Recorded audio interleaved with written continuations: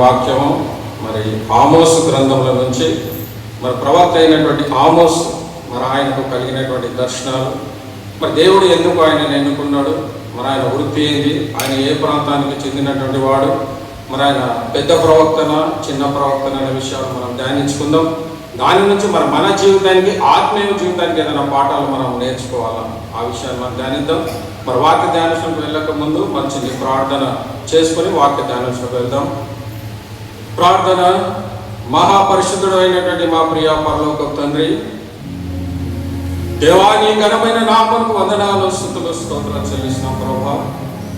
మరి పరిశుద్ధ దినము పునరుత్థాన దినమున ప్రభా, నీ పరిశుద్ధ సన్నిధానంలో మేమందరం కూడుకొని నైనా ప్రభా, ఇప్పటి వరకు మా పాటల ద్వారా నైనా ప్రభా, మా స్తుతుల ద్వారా నైనా మీరు మహిమపరచబడాలని నమ్ముచునైనా దేవా, కొద్ది నిమిషం నీ వాక్యాన్ని ధ్యానించడానికి మీరు ఇచ్చినటువంటి శ్రేష్టమైన సమయాన్ని బట్టి మరి మీకే వందనాలు స్తుతులు స్తోత్రాలు చెల్లిస్తూ, నా మాటలు నేను ఓటిలో ఉంచి నా చేతి నీడలో నేను కప్పెదని మీరు వాగ్దానం చేసినటువంటి దేవుడు ప్రభా, మా మాటలతో మా సొంత మాటల ద్వారా కానీ మా వాక్ శాస్త్రం కదా మేము మాట్లాడకుండా నాయన ప్రభా, నీవే మా నోటికి దూరకుండి నాయన ప్రభా. వచ్చినటువంటి ప్రియ బిడ్డలకు నైనా ప్రభా, మరి ఏ ఆత్మీయమైన ఆహారం అవసరమైనది నాయన మీరు ఎరిగినటువంటి గొప్ప దేవా, మీకే వందనాలు స్తుతులు స్తోత్రాలు చెల్లిస్తున్నాం నాయన. మరి వచ్చినటువంటి ప్రతి బిడ్డ కూడా నైనా ప్రభా, మరి ఎందుకు ఈ గ్రంథాన్ని మాకు ఇచ్చారు, అనేకమైన భక్తుల జీవితాలను ఎందుకు ఈ గ్రంథంలో లిఖించారంటే నాయన, యుగాంతమందున మాకు బుద్ధి కలుగుట కొరకే నాయన.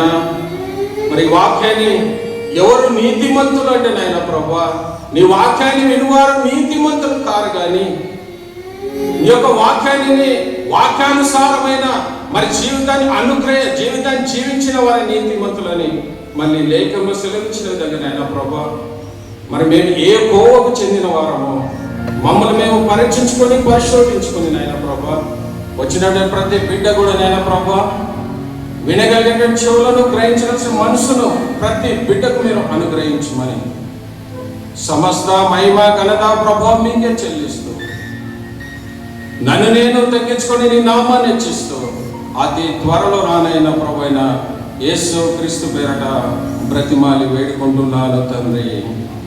ఆమేన్ ఆమేన్. మరి దేవుని నామముకు స్తోత్రం కలుగును గాక. మరి ప్రత్యేకంగా మన బైబిల్ గ్రంథంలో ఉన్నటువంటి పాత నిబంధనలో ఉన్నటువంటి మరి 39 గ్రంథాలు, మరి 39 గ్రంథాలలో మరి మొట్టమొదటి 5 గ్రంథాలు పంచకాండములని, తర్వాత మరి చరిత్ర గ్రంథాలు, తర్వాత కావ్య గ్రంథాలు, మరి తర్వాత ఈ యొక్క ప్రవక్తల గ్రంథాలు. మరి ఎక్కడి నుంచి ఈ ప్రవక్త గ్రంథం, మన పరిశుద్ధమైన గ్రంథంలో మరి ఎక్కడి నుంచి ప్రారంభం అవుతుంది? మరి ప్రవక్తల గ్రంథాలు అంటే యెషయా గ్రంథం నుంచి మరి ప్రవక్తల గ్రంథాలు ప్రారంభమై మలాకి గ్రంథం చివరి గ్రంథమైనటువంటి మరి మలాకి గ్రంథంతో ఇది ముగియబడుతుంది.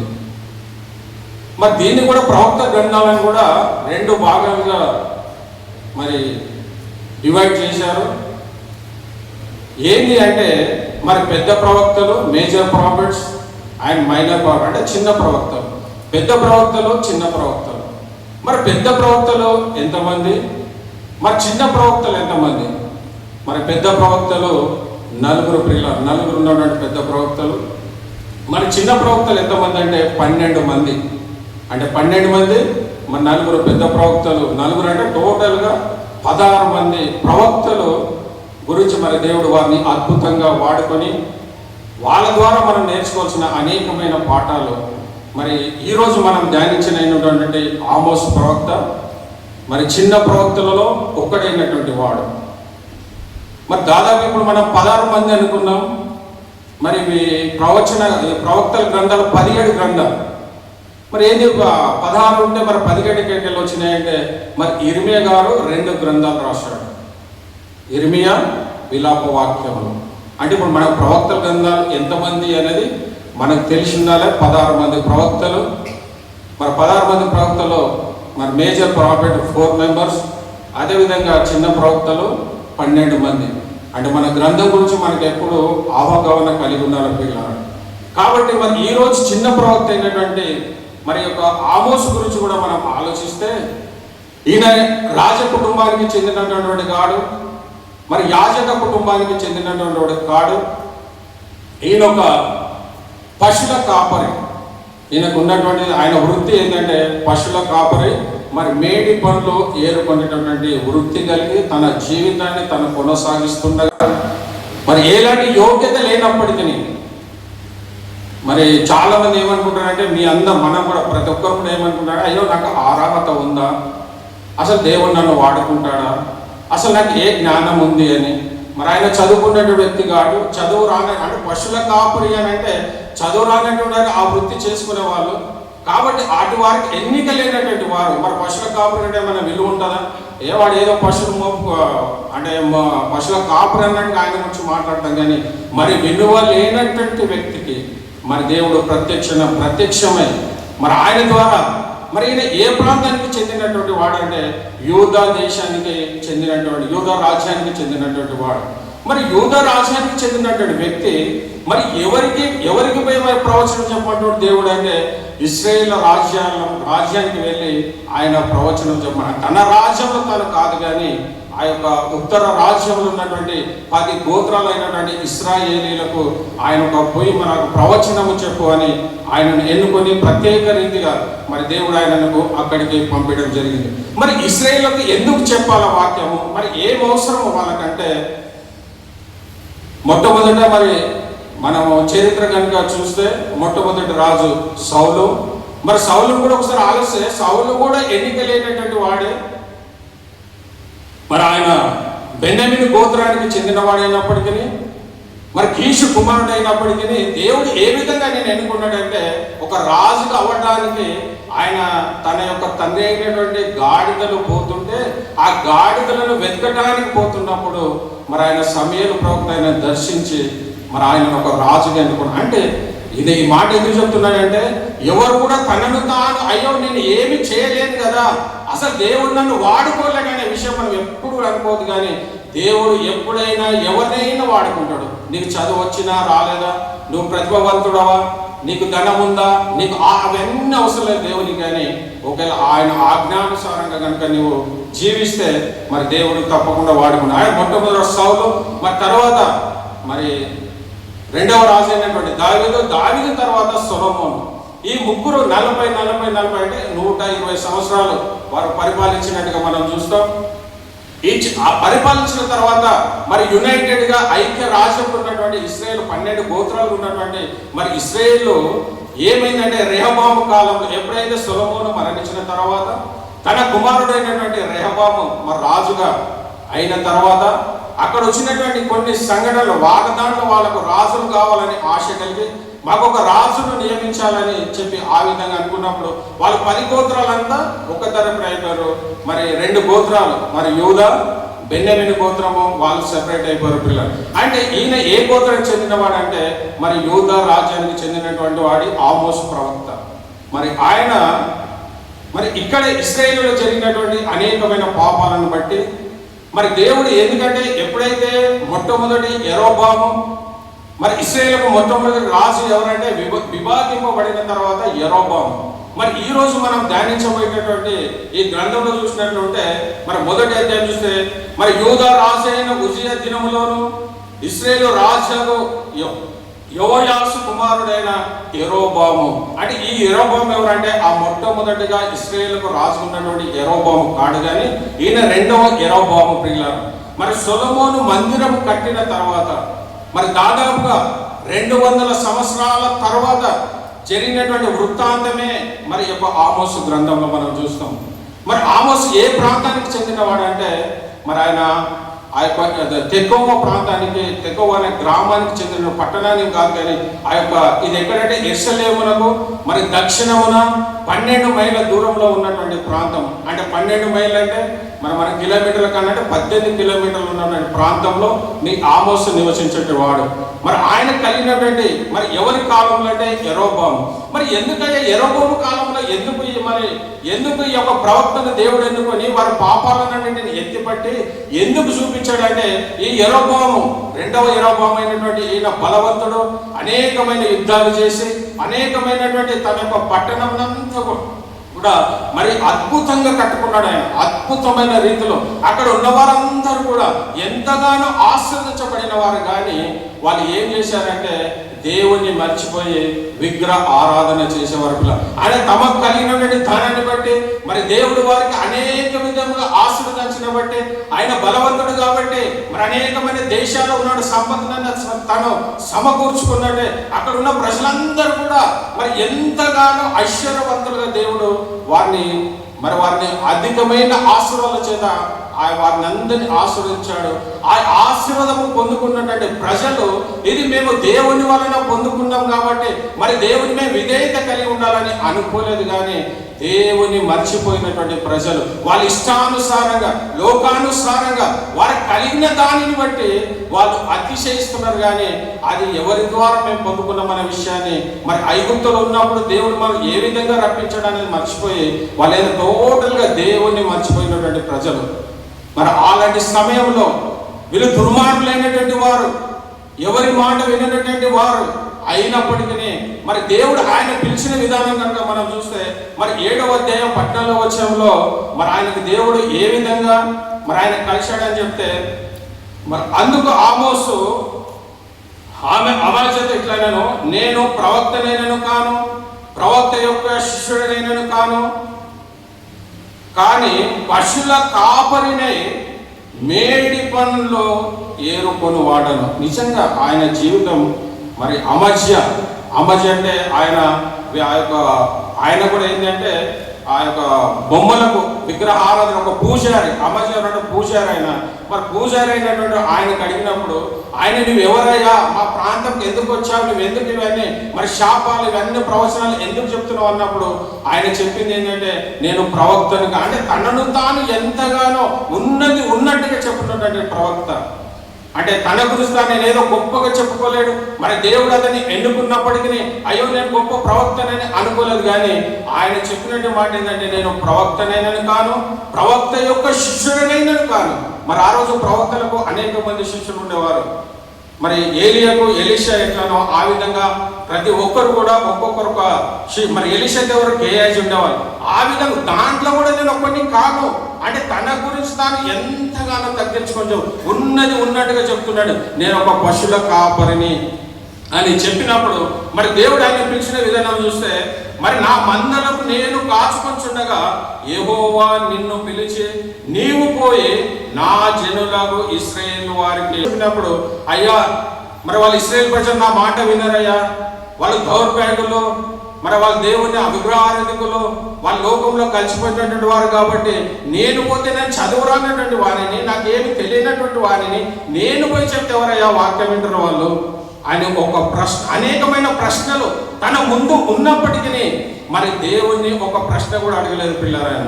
ఏది చెప్పాడో సరెండర్ అయిపోయాడు తప్ప అయ్యా నేను వెళ్ళనని కూడా ఒక మాట కూడా చెప్పకుండా దాన్ని సరెండర్ అయిపోయి మరి ఆయన ఈ ప్రజలకు వచ్చిన తర్వాత చేసినటువంటిది వీళ్ళు చేసిన పాపాలన్నిటిని కూడా మరి ఆయన ఎత్తిపట్టి ఆయన కలిగినటువంటి దర్శనాల ద్వారా మరి అనేక అయినను మరి వీళ్ళు మారినంటే అయినను మారినటువంటి ప్రజలకు ఆయన ఎంత చెప్పినప్పటికీ మరి ఏ ఒక్కరు కూడా మారినట్టుగా మనం చూడము. దానిని బట్టి దేవుడు తర్వాత ఏం చేస్తాడంటే వాళ్ళను ఈయన ప్రకటించిన 38 సంవత్సరాల తర్వాత కూడా ఇంకా సమయం 38 సంవత్సరాలు దేవుడు సమయం ఇచ్చినప్పటికీ మళ్ళీ మారినటువంటి ప్రజలు మరి అది మనం 722 BC 722లో మరి దేవుడు వారిని ఇశ్రాయేలు ఎవరికి అష్షూరులకు అప్పగించాడు పిల్లలు. కాబట్టి ఈరోజు మరి మన జీవితం ఏ విధంగా ఉంది, మరి వాళ్ళు 38 సంవత్సరాలు ఎంత ప్రవచించినా చెప్పలేదు. మనకు కూడా మరి ప్రతి పరిశుద్ధ దినము పునరుద్ధాన దినమున మరి దేవుని వాక్యం మీరు వింటున్నారు, కానీ మరి విని తమ జీవితాలను మీరు మార్చుకునే వారికి ఉన్నారా? మనకి ఇన్ని సంవత్సరాల వయసు, మనకి ఏజ్ దాదాపుగా 40-50 సంవత్సరాలు కలిగి ఉన్నప్పటికీ మన నిజమైన విశ్వాసం కలిగి మరి దేవుని యందు మనము భయభక్తులు కలిగి జీవించే వారికి మనం ఉంటున్నాము. మరి ఎందుకు వాళ్ళు మారలేరంటే, మరి నువ్వు కూడా మారకపోతే వాళ్ళు ఏ విధంగా అయితే అషూరు చెరకు మరి దేవుడు వారిని అప్పగించాడు, మరి నువ్వు నేను మారకపోతే దేవుడు మనకు పాతాళానికి అప్పగిస్తాడు. ఆరని మంటలో మరి అగ్ని ఆరదు, పురుగు చావదు. మరి అలాంటి స్థితులను ఉండకుండా మరి దేవుని పరలోక స్థానాన్ని పొందుకునే వారికి ఉంటే మరి దేవుడు మరి ఈ రోజు దీనిలో విషయాలు మనం అనేకమైన విషయాలు వాళ్ళు చేసినటువంటి తప్పిదాలన్నిటిని కూడా మరి ఎత్తిపట్టి వాళ్ళు ఏదైతే చేశారో వాటన్ని తప్పిదాలను మరి ఆయన ఎత్తిపట్టినట్టుగా మనం చూస్తున్నాం పిల్లలు. మరి 2వ అధ్యాయము మరి 4వ వచనం కనుక మనం చూస్తే, యెహోవా సెలవిచ్చినది ఏమనగా, అంటే ఇక్కడ దాదాపుగా 7 కానీ వారందరి గురించి మనం ఇప్పుడు చూడడం, మనం ఎవరంటే ఇశ్రాయేల్ గురించి, ఎందుకంటే ఈయన ఇశ్రాయేల్కు ప్రత్యేకంగా వచ్చాడు కాబట్టి మరి వారి గురించే మనం ఈరోజు ధ్యానిద్దాం. అంటే అందరి మొదటి వచనంలో చూస్తే అవన్నీ కూడా లిఖించబడి ఎవరెవరికి ఆయన ప్రవచించాడని వారందరి గురించి మనకు ధ్యానించిన సమయం లేదు. కానీ ఈరోజు ప్రత్యేకంగా మరి ఇశ్రాయేల్ ప్రజలకు చెప్పినటువంటి మాటల గురించి మనము ధ్యానిద్దాం. 2వ అధ్యాయం 4వ వచనం చూస్తే, యెహోవా సెలవిచ్చినదేమనగా, యూదా 3 సార్లు 4 సార్లు చేసిన దోషములను బట్టి నేను తప్పకుండా వారిని శిక్షింతును. ఏలయనగా వారు తమ పితరులు అనుసరించిన అబద్ధములను చేపట్టి మోసపోయి యెహోవా ధర్మశాస్త్రమును విసర్జించి ఆయన విధులను కైకొనకపోయిరి. నిజంగా ఎంత ఘోరమైనటువంటి పరిస్థితి. దేవుడు ఎంతగానో వారి పట్ల అనేకమైన అద్భుత కార్యములు చేసినప్పటికీ వాళ్ళు ఎలా అయిపోయారంటే మరి అబద్ధములు చేతబట్టి అబద్ధములు మరి వాళ్ళు బానిస.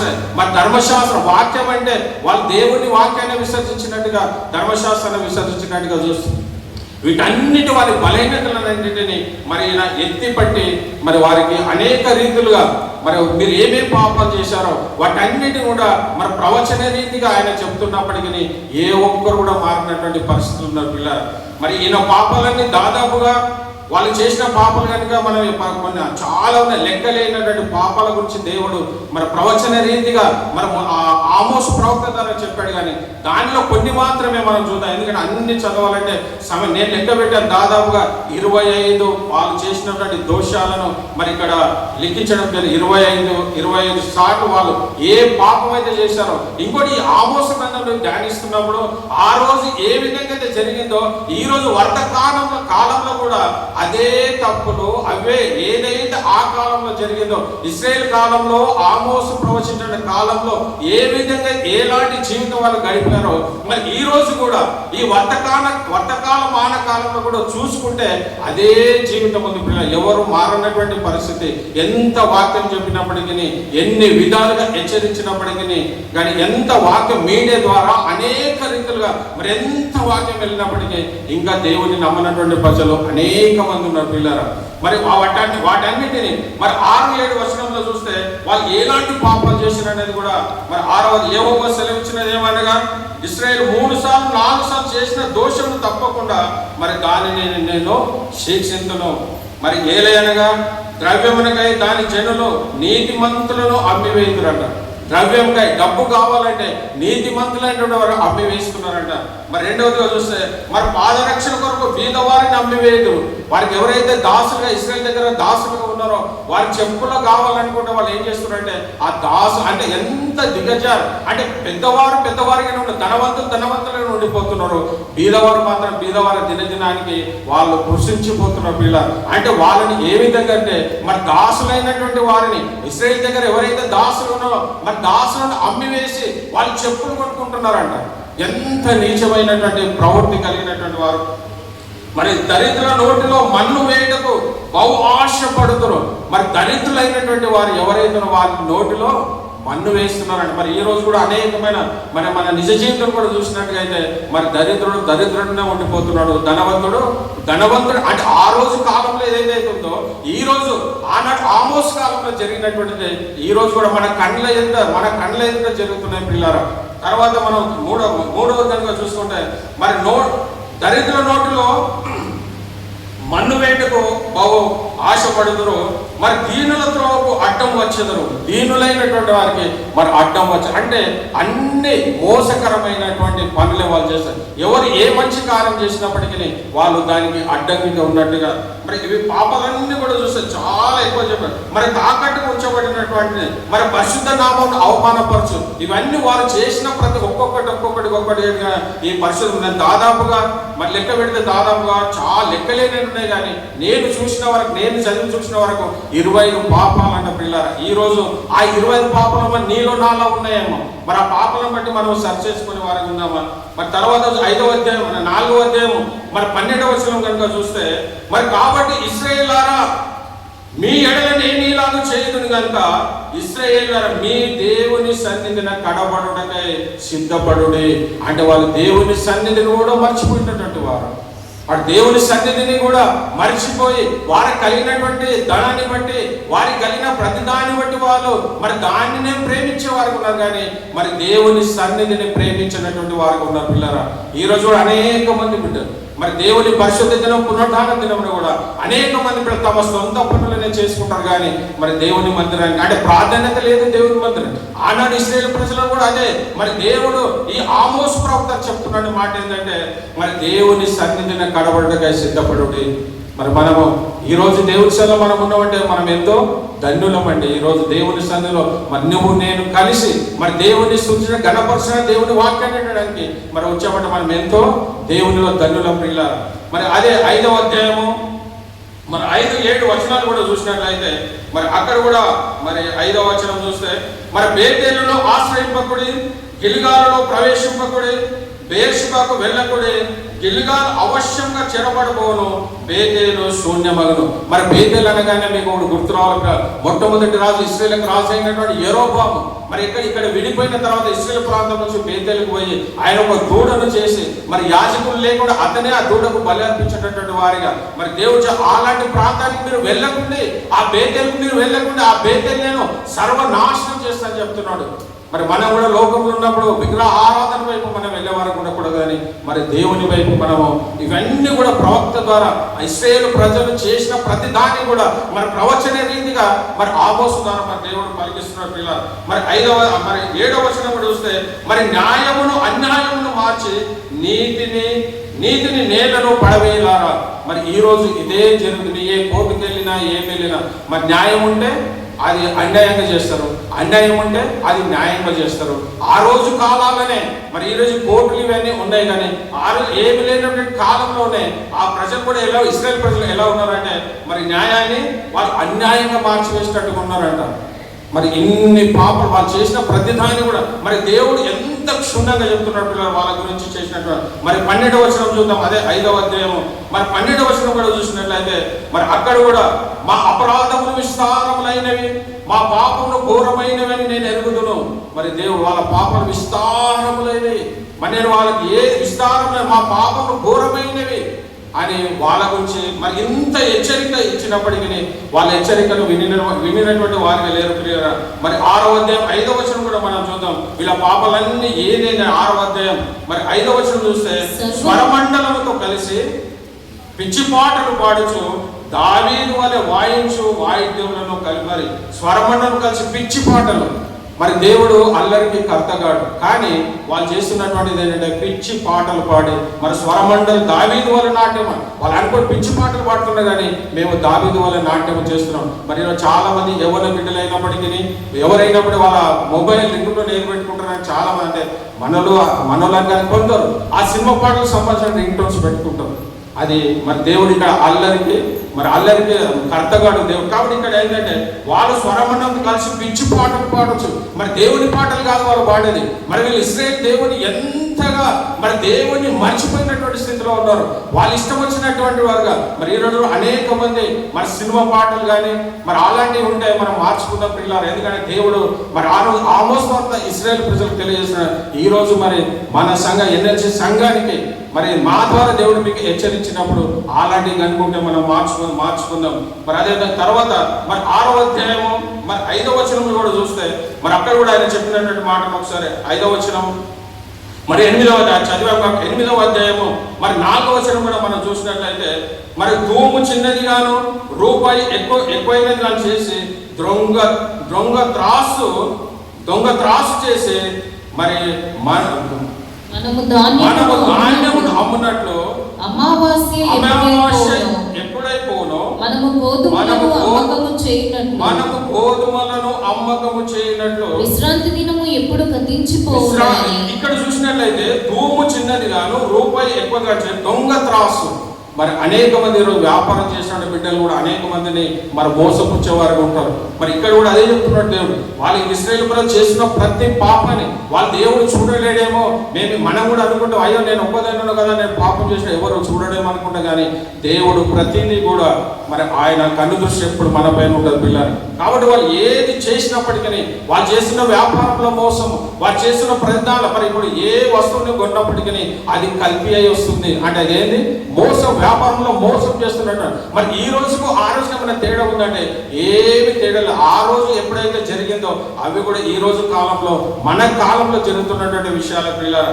మరి దొంగ త్రాసు, మరి మనము ఎవరైనా మోసపుచ్చేవారికి మనం అంటున్నామేమో, మనం ఆ విధంగా మనం ఉండకూడదు.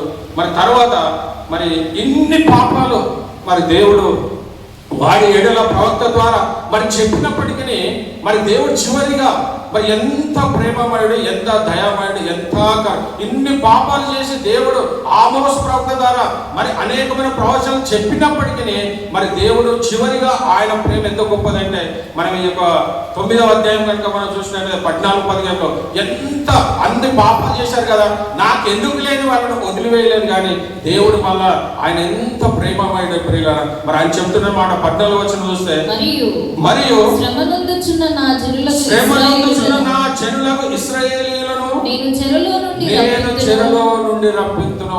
ఎంత వాగ్దానం ప్రియులారా. నిజంగా ఇంత పాపం చేసి వాళ్ళు ఇన్ని రకాలుగా మోసాలు చేసినప్పటికీ మరి దేవుడు మళ్ళీ అష్షూరు చెరకు వాళ్ళని పంపించాడు. కానీ మళ్ళా దేవుడు వారి నుంచి చెర నుంచి నేను తీపించుకోరు. అయ్యో నాకు ఎందుకులే, ఇంత చెప్పారు, ఇన్ని ప్రవక్తలు నేను పంపించాను, ఏ ప్రవక్త మాట వినకుండా వాళ్ళు ఇష్టానుసారంగా జీవించారని అనుకోలేదు. కానీ దేవుడు చేసినటువంటి గొప్ప కార్యం ఏంటంటే తిరిగి వాళ్ళను నేను రప్పిస్తున్నట్టు. అదే 15వ వచనం చదువుదాం. వారి దేశమందు నేను వారిని నాటుదును,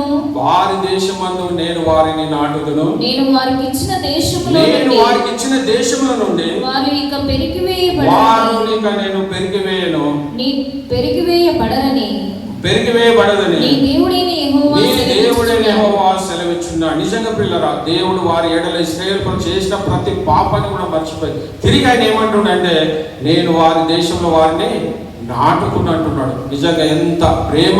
మరి దేవుడు ఎన్ని పాపాలు చేసినప్పటికీ వాటి అన్నింటిని పట్టించుకునే దేవుడు. మరి ఈ రోజు ఇశ్రాయేలు కలిగినటువంటి ఏ పాపం నీలో నాలో ఉంటే మరి వాక్యం చేత మరి దేవుడు మనతో మాట్లాడినప్పుడు మనం సరి చేసుకుందాం. ఒకవేళ ఈ పాపాలు కనుక ఉంటే మరి దేవుని యొద్దకు వచ్చి, ప్రభా ఈలో నా లోపం ఉందయా, దేవ నాలో ఈ బలహీనత ఉందయా, ఈ బలహీనత వచ్చి నన్ను విడిపించుతానని, నా పాపాలని సన్నిధిలో నేను ఒప్పుకుంటానని నేను దేవుని సన్నిధిలో ప్రార్థిస్తే మరి దేవుడు తప్పకుండా వాళ్ళకి ఏదైతే వాగ్దానం ఇచ్చాడో, వాళ్ళకి ఏదైతే ఆ స్వతంత్రించుకొని కానాను దేశాన్ని దేవుడు వారికి ఇస్తానని చెప్పాడు. నువ్వు ఏ చెరలు ఉన్నప్పటికీ మన చెర నుంచి నేను విడిపిస్తానని చెప్పాడు. నువ్వు ఈ రోజు ఏ పాపం నువ్వు ఉన్నప్పటికీ నువ్వు దేవుని యొక్క ప్రార్థిస్తే ఆ పాపం నుంచి దేవుడు నేను విడిపిస్తాడని. మరి ఎంతో అద్భుతం మన దేవుని ప్రేమ. అది విలువ కట్టలేనిది, అది అనంతమైన ప్రేమ. మరి ఎన్ని పాపాలు చేసినా నాకు ఎందుకని ఆయన వారిని విడిచిపెట్టలేదు. కానీ మళ్ళా తిరిగి వారిని నేను రప్పిస్తాను, తిరిగి వారిని వారి దేశంలో నాటుతున్నాడు. ఈరోజు ఏది ఏమైనప్పటికీ మరి ఈరోజు మనం ఏ విధంగా మన ఆత్మీయమైన జీవితం ఏ విధంగా ఉంది అని మరి ఇన్ని రకాల వాళ్ళ పాపాలన్నిటికీ దేవుడు ఎత్తి చూపాడు. మరి పాపాలను బట్టి వారికి ప్రతీకారం చేయలేదు. కానీ మరి అది ఎప్పుడు నేను ఈ లోకంలో జీవిస్తున్నప్పుడే నీకు ఇంకా అవకాశం ఉంది, నువ్వు ఇంకా మారడానికి అవకాశం ఉంది. కానీ ఒకవేళ నీవు జీవము ఒకవేళ దేవుని కనుక నిద్రిస్తే మరి అక్కడ ఎలాంటి అవకాశం లేదు. కాబట్టి ఈ భూమి మీద ఉన్నప్పుడే, నువ్వు జీవంతో ఉన్నప్పుడే నువ్వు పాపాలను ఒప్పుకొని మరి దేవుని సన్నిధి దగ్గరకు వస్తే మరి దేవుడు తప్పకుండా తప్పకుండా ఆ యొక్క పరలోక రాజ్యంలో మనకు మన స్థానాన్ని అనుగ్రహిస్తారు పిల్లారా. కాబట్టి దేవుని ప్రేమ ఎంతో గొప్పది, దాన్ని విలువ కట్టలేనటువంటి ప్రేమ. మరి ఈ రోజు నువ్వు కూడా అనేకమైన పాపాలు చేస్తుండొచ్చు, మనం కూడా. మరి ఆ పాపాలు చేసినప్పటికీ మరి దేవునికి ఎందుకు ఇంకా శిక్షిస్తలేడంటే, ఇకనైనా నా బిడ్డ మారుతాడేమో, ఇకనైనా నా బిడ్డ నా తట్టు తిరుగుతాడేమని మరి అనేక మంది దైవ సేవకుల చేత, అనేకమైన మీడియా ద్వారా మరి అనేకమైన సువార్త పరిచయం ప్రకటిస్తున్నప్పటికీ ఇంకా అనేక మంది మారలేనటువంటి స్థితిలో ఉన్నారు పిల్లలు. మరి చాలా మందికి ఉన్నటువంటిది ఏంటంటే, మరి దేవుడు ఇదిగో నేను త్వరగా వస్తున్నానని చెప్పాడు. అయ్యో మేము చిన్నప్పటి నుంచి వింటున్నాం కదా, మరి ఇప్పటివరకు దేవుడు రాలేడు, ఇంకా దేవుడు వస్తాడా అనే ఆలోచన మనకు ఉండకూడదు. కానీ దేవుడు ఎప్పుడైనా రావచ్చు. నువ్వు సిద్ధపాటు కలిగి ఉన్నామా? ఒకరు ఎత్తబడి గుంపులో నువ్వు నేను మనం అనుకున్నామా? మరి ఇన్ని రోజులు ప్రయాసపడి మనం ఈ మందిరానికి వచ్చి మరి ఒక 3-4 గంటలు దేవుడి సన్నిధిలో గడుపుతున్నామంటే ఎందుకనంటే ఆ యొక్క నిత్య రాజ్యాన్ని పొందుకోవడానికి. మరి ఇశ్రాయేలు కలిగినటువంటి ప్రతి పాపాలను ఎత్తి పట్టినప్పటికీ దేవుడు వాళ్ళ పాపాలను బట్టి ప్రతీకారం చేస్తారని చెప్పలేడు, కానీ తిరిగి వారి కానాను దేశంలో వారిని నాటుతుందని చెప్పాడు పిల్లలు. కాబట్టి ఈ విధంగా చేసిన తర్వాత మరి ఆయన కలిగినటువంటి దర్శనాలు, మరి మనం ఈరోజు చెప్పవలసినటువంటి వాక్యం ఏంటంటే, మరి ఆయనకు కలిగినటువంటి దర్శనాల గురించి మనము ధ్యానించాం పిల్లారా. మరి ఎన్ని దర్శనాలు అంటే, ఆయనకు 5 దర్శనాలు కనిపించాయి. ఇక్కడ 5 దర్శనాలు కనిపించినప్పుడు మరి ఇన్ని రోజులు ఆయన ప్రకటించాడు, వాళ్ళ పాపాలన్నింటినీ ఎత్తి చూపాడు, కానీ వాళ్ళు మారనటువంటి ప్రజలకు ఇంకా దర్శనాల ద్వారా మిమ్మల్ని ఏ విధంగా మరి నేను ఒక్కొక్క దర్శనం మనము 5 దర్శనాలు మా సమయానుకూలతను బట్టి మనం దాని సమయం కూడా మరి 10:45 ఒక 10 మరి ఒక దర్శనాలకు మన సమయం లేదు కాబట్టి కొన్ని మరి దాని 5 దర్శనాలు ఉన్నాయి. దాంట్లో మొట్టమొదటి దర్శనము మరి 7వ అధ్యాయము మరి మొదటి వచనం నుంచి 3వ వచనం చూస్తే అక్కడ చెప్పినటువంటిది, కడవరి గడి మరి మొలుచుతున్నప్పుడు ప్రభు అయిన యెహోవా మరి మిడతలను పుట్టించి దర్శన రీతిగా దాన్ని నాకు కనపరచను. ఆ గట్టి రాసునకు రావాల్సిన కోత అయిన తర్వాత మొలిచినది. నేను మొలిచిన పచ్చికాయంతయు ఆ మిడతలు తినివేసినప్పుడు ప్రభు అయిన యెహోవా నువ్వు దయచేసి క్షమించుము. నిజంగా దేవుడు ఎంతగా మరి వాళ్ళను అనేక రీతిలుగా మరి మిడతల ద్వారా వారి కలిగినటువంటి పంటలను, వారు ఏ పంటను కలిగి వాళ్ళు అతిశయపడ్డారో, ఏ పంటను బట్టి వాళ్ళు దేవుడు వాళ్ళు విసర్జించారో, మరి దేనిని బట్టి మరి దేవుని వాక్యానికి లోబడుకున్నటువంటి ప్రజలను మరి దేవుడు మరి ఆమోసు ప్రవక్త చెప్పినట్టు మాట ఏంటంటే, మిడతలను పంపించి మీ పచ్చిక బయలన్నిటిని తిరివేస్తున్నట్టు. మరి ఈరోజు మరి వాళ్ళ కలిగినటువంటి మరి మన మీదకి రాదా? మరి మనం ఒకళ్ళ దేవుని వాళ్ళు ఏది కలిగినా కానీ ఈయన చేస్తున్న ప్రార్థన మరి అద్భుతమైన ప్రార్థన.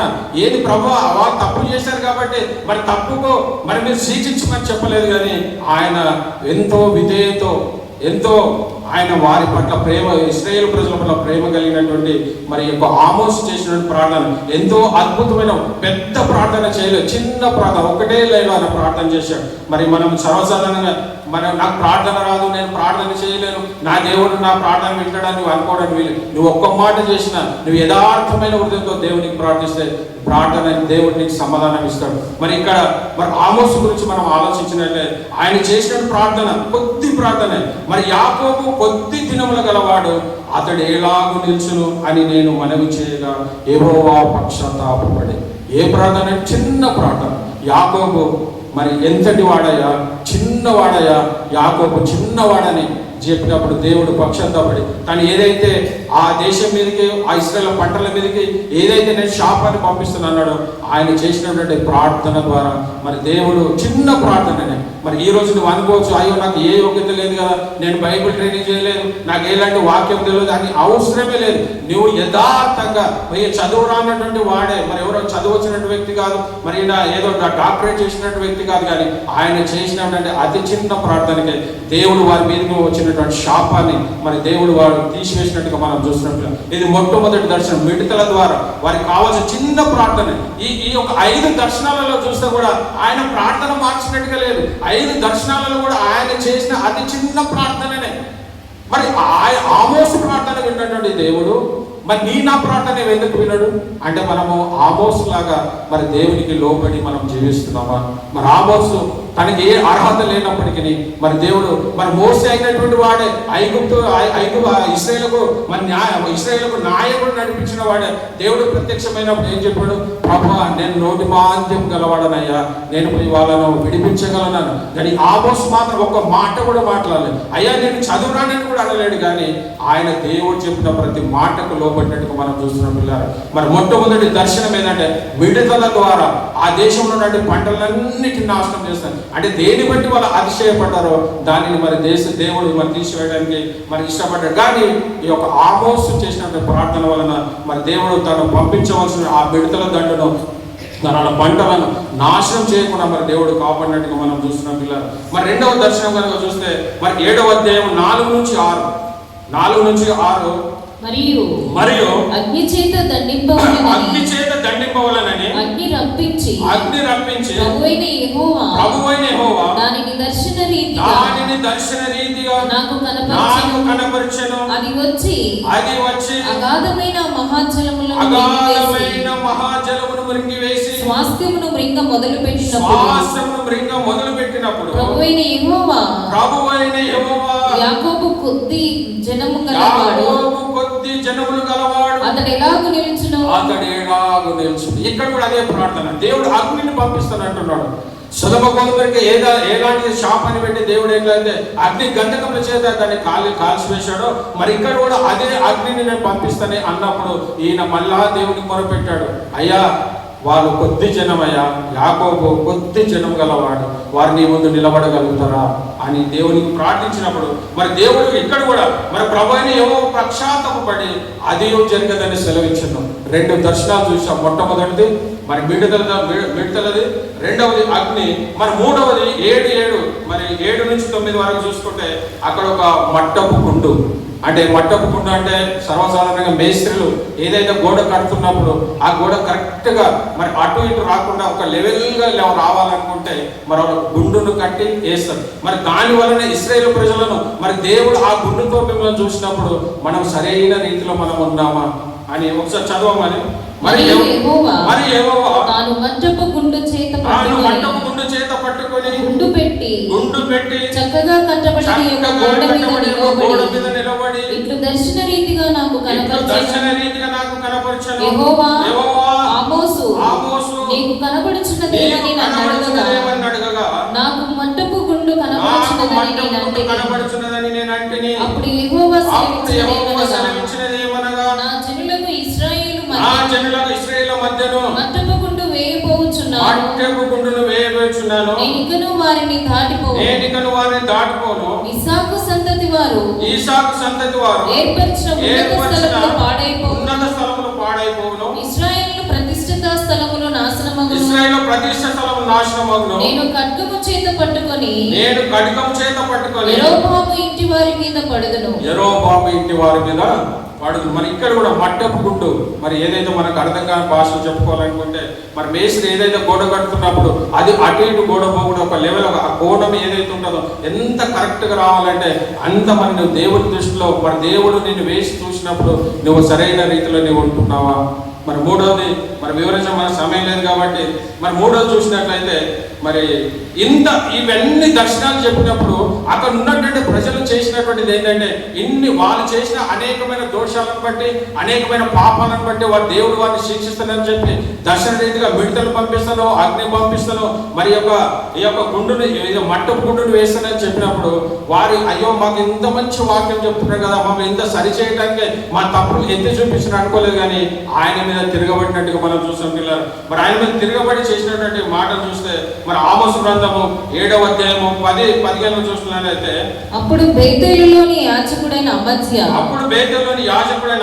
ఇశ్రాయేలు రాజైన యెరోబామునకు వర్తమానము పంపి ఇశ్రాయేలుల మధ్య ఆమోసు అంటే ఇక్కడ మన సమయం లేదు కానీ ఇది ఏంటంటే ఈ బేతేలులో ఎవరైతే యాజకుడు మొట్టమొదటి యెరోబాము ఉన్నటువంటి ఆయన మరి బేతేలులో ఏం చేశాడు, అక్కడ బలిపీఠం కట్టాడు.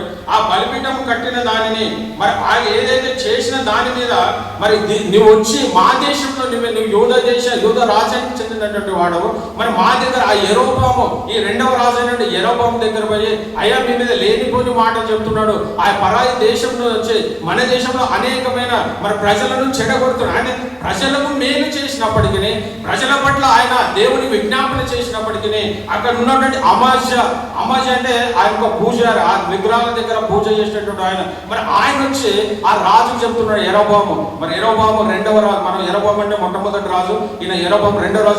ఆయన చెప్తున్నట్టు మాట లేదంటే అయ్యా ఆయన ఏదో దేశం నుంచి ప్రకటిస్తున్నాడు అయ్యా, మరి మనం ఆయనను మన దేశం నుంచి మరి ఇక్కడ పంపివేద్దామని ఆ రాజుకు సెలవు ఇచ్చినప్పుడు మరి వారి 13వ వచనం చూడడం ఒకసారి. మరి అమాజ్య రాజు యొక్క ప్రతిష్ఠిత స్థలము 13 మరియు అమజ్య ఆమోసుతో దీర్ఘదర్శి తప్పించుకొని యూదా దేశమునకు పారిపో. ఆయన ఏ దేశం నుంచి అయితే వచ్చాడో మరి మీరు మా ఇశ్రాయేల్ దేశంలో ఉండడానికి వీలు లేదు, కానీ నువ్వు ఎక్కడ వెళ్ళాలి, నీ దేశానికి నువ్వు ఆయన చేసిన మంచి కార్యం అయినప్పటికీ మరి ఈ రోజు కూడా మరి అనేకమైన చూసినప్పటికీ మరి అనేకమైన దైవ సేవకులు వాళ్ళు మంచిది అదే సరైన మార్గం మీరు నడవాలని బోధిస్తున్నప్పుడు అనేకమైన ఆ రోజు కాలంలో ఉన్నప్పుడే ఈ రోజు కాలంలో అవి జరుగుతున్నాయి. మనకు కొత్తేమి కాదు, ఆ రోజు ఉన్నటువంటి కాలమే ఉన్న కాలంలో ఈ రోజు జరుగుతున్నటువంటి విషయాలే. మరి సేవకులు ఏదైనా చేస్తున్నారా, ఒక మీరు సన్మార్గంలో నడుపని చెప్తున్నారు, కానీ మరి దానికి అనేక మంది సేవకులను కొట్టడము, చంపడము, వాళ్ళ గాయాల పరచడం అనేక మనం చూసాం. ఆ రోజులో కూడా మరి ఈ యొక్క ఆమోసును మరి వాళ్ళ దేశానికి పొమ్మని చెప్తాడు. మరి 13వ వచనం చదవము. బేతేలు రాజు యొక్క ప్రతిష్ఠిత స్థలము రాజధాని పట్టణమై ఉన్నందున నీవికను దానిలో నీ వార్త ప్రకటన చేయకూడదు, నీ సువార్తనే చెప్పకూడదు. ఇక్కడ నీవు వెళ్ళిపోయి దేశం నుంచి నీవు అవసరం లేదు అన్నట్టుగా ఈ యొక్క అమాజ్య యెరోబాము కింద ఒక పూజారి ఉన్నటువంటి అమాజ్య వచ్చి ఆ రాజు యెరోబాము రాజుకు లేనిపోయిన మాటలు అబద్ధాలు చెప్పి మరి ఈయన మీద పురిగొలిపినట్టుగా చూస్తున్నాం. మరి పురిగొలిపినప్పుడు ఆయన చెప్పినటువంటి మాట ఆయన నీవు దీర్ఘదర్శి అని. ఇక్కడ ఏది దీర్ఘదర్శి అంటే మరి ప్రవక్తకు మనం దీర్ఘదర్శి అంటే కాబట్టి మరి దీర్ఘదర్శి అన్నందుకు ఆయన చెప్తున్నటువంటి రెస్పాన్స్ ఏంటంటే మరి అందుకు ఆమోసు ఇట్లా నేను ప్రవక్తనైనను కాను, ప్రవక్త యొక్క శిష్యుడైనను కాను, పశువుల కాపరే మేడి పండ్లు ఏరుకుని వాడను, నా మందలు నేను అంటే ఆయన ఎంతో మన దీర్ఘదర్శి అని చెప్పి నన్ను ప్రవక్త నువ్వు అనుకుంటున్నావేమయ్యా, నేనే ప్రవక్తని కాదు, నేను ఒక ప్రవక్త శిష్యుని కూడా కాదు, కానీ నేను ఒక పశువుల కాపర్ని, మేడి పండ్లు ఏరుకునేటువంటి తన ఉన్నది ఉన్నట్టుగా మరి తన జీవితాన్ని మనం చెప్పినట్టుగా చూస్తున్నాం. మరి సమయమైంది ప్రియులారా, కాబట్టి మరి ఇది జరిగినటువంటి ఇది ఏదైతే ఈయన ప్రవచించాడు మరి ప్రకటించిన తర్వాత దాదాపుగా 38 సంవత్సరాల వరకు కూడా దేవుడు వారికి సమయం ఇచ్చాడు, కానీ వాళ్ళు ఇంకానూ మారలేదు. ఎప్పుడు మారినప్పుడు దేవుడు ఇమ్మీడియట్గా ఎప్పుడు కూడా శిక్షించాడండి. దేవుడు హెచ్చరిస్తాడు, మొట్టమొదట హెచ్చరిస్తాడు. నీకు శిక్షించాలంటే డైరెక్ట్ వచ్చి నేను చేయడు, కానీ నేను హెచ్చరిస్తాడు. కాబట్టి మనం హెచ్చరించినప్పుడు మన జీవితాలను మనం సరి చేసుకుందాం.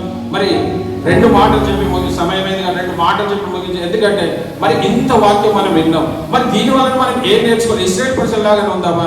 మన జీవితంలో మనము మన ముందు ఉన్నటువంటి వారిని మాదిరిగా పెట్టుకొని మనం ఏమి కలిగి ఉందాం. వాళ్ళైతే ప్రార్థన లేదు, ఏది లేదు, కానీ కొన్ని మనకు దానియేలు గ్రంథం మరి 6:10 చూస్తే మరి రోజుకు ఆయన ప్రార్థించినట్టుగా మనం చూస్తాం. రోజు కూడా ప్రార్థన మరి నువ్వు నేను మరి ప్రతిరోజు దేవునికి కనీసం రోజుకు ఒక్కసారి నువ్వు దేవుని ప్రార్థించేవాడిగా నీవు ఉంటున్నావా? ఇంత వాక్యం విన్నాం. వాళ్ళు చేసిన పాపాలన్నిటిని బట్టి దేవుడు శిక్షిస్తున్నప్పుడు మరి ఆమోసు చేసిన ప్రార్థనతో దేవుడు వాళ్ళని మరి రక్షించినట్టుగా చూస్తున్నాం.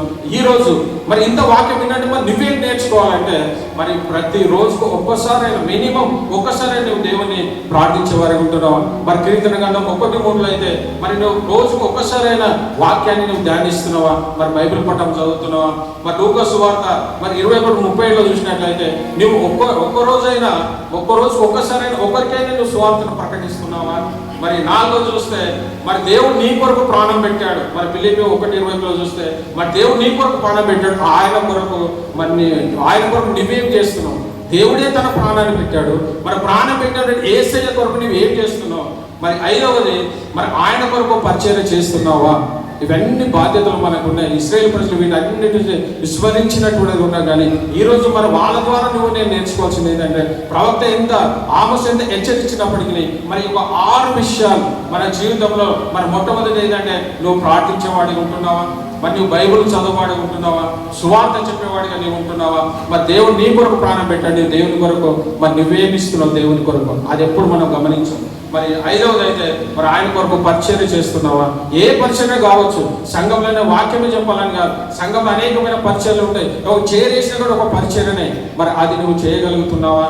మరి అదేవిధంగా చివరిగా మరి నీ ద్వారా ఒకరినైనా మందిరానికి నువ్వు తీసుకొచ్చావా. అది మన జకర్యా గ్రంథం 8:23 ఒకరినైనా నీ జీవితంలో ఈ మందిరాన్ని వచ్చినది మొదలుకొని ఒకరినే నీ మందిరాన్ని తీసుకొచ్చావా. మరి ఈ 6 విషయాలను మరి ఆమోస్ గ్రంథంలో చెప్పబడినట్టుగా మరి మన క్రైస్తవులు ఉన్నట్టు మనము ఆ రోజు అవన్నీ మిడతలు అవన్నీ మనకు లేవు, కానీ మరి దేవుడు ఇవన్నీ ఇస్తే మరి పాతాళం పోకుండా మరి పరలోకానికి పోవడానికి మరి దేవుడు అలాంటి కృప మరి మనందరికీ అనుగ్రహించును గాక. ప్రార్థించుకుందాం. ప్రార్థన. మహాపరిశుద్ధమైనటువంటి మా ప్రియ పరలోక తండ్రి, దేవాని ఘనమైన నామకు వందనాలు స్తుతులు స్తోత్రాలు చెల్లిస్తున్న ప్రభు, ఆమోసు ద్వారా నాయన ప్రభు మీరు మాట్లాడిన ప్రతి మాటను బట్టి నాయన ప్రభు ఏ విధంగా ఇశ్రాయేలు ప్రభు నీకు లోబడకుండా తమ ఇష్టానుసారమైన జీవితం జీవించారో తండ్రి, మా కళ్ళకు కట్టినట్టుగా నాయన ప్రభు ఈరోజు అంతకాలంలో నాయన ఆనాడు జరిగిన సంగతులు ఈ కాలంలో కూడా జరుగుతున్నాయి ప్రభు. ఆనాడు ఇశ్రాయేలు ప్రజలు ఏ విధంగా నీకు అవిధేయులుగా ఉన్నారో నాయన ప్రభు, ఈ రోజు మేము ఆ విధంగా ఉండకుండా నాయన ప్రభు మరి మమ్మల్ని మేము సరి చేసుకొని విత్తబడిన వాక్యము ప్రభా ప్రతి బిడ్డ హృదయంలో నీరు కట్టి ఫలింపజేయమని. వాళ్ళు ఏ విధంగా మర్చిపోలేరు.